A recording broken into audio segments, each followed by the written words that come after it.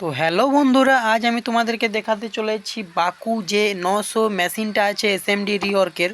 তো সেই মেশিনটার যেটা ভ্যাকিউম পাম্পটা হয় আমাদের, যেটা বাতাসটা তৈরি করে। তো গাইস, সেই মেশিনটা আমার একটা কয়েল এক সাইডের পুড়ে গেছে।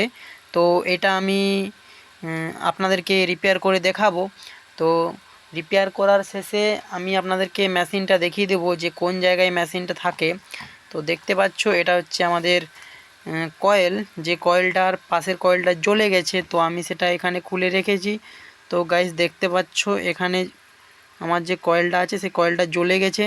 তো গাইস, এই কয়েলটা আমি রিপ্লেস করে তোমাদেরকে দেখাচ্ছি।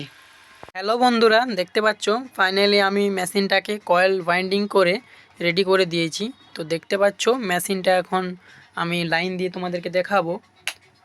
তো দেখতে পাচ্ছ আমার যে চার্জিংয়ের যেটা আছে পাওয়ার সুইচটা, সেটা দেওয়া আছে। তো অলরেডি লাইন তো ঠিকই আছে, এটার প্রবলেম থাকেনি। তোমরা সবাই জানো আমার প্রবলেম ছিল এই এয়ারে প্রবলেম ছিল। তো গাইস, আমি মেশিনটা চালিয়ে তোমাদেরকে দেখাবো। তো হিটারটা কমিয়ে নিই। তো দেখতে পাচ্ছ আমি পাওয়ারটা অন করে দিয়েছি, মেশিনটা চালু হয়ে গেছে বন্ধুরা। তো এটা আমার এয়ারের ভলিউম। তো দেখো, তোমরা দেখতে পাচ্ছ, এইদিকে দেখো। আশা করছি তোমরা শুনতে পাচ্ছ। তো গাইস, আমার এয়ার যে প্রবলেমটা ছিল সেই প্রবলেমটা সলভ হয়ে গেছে।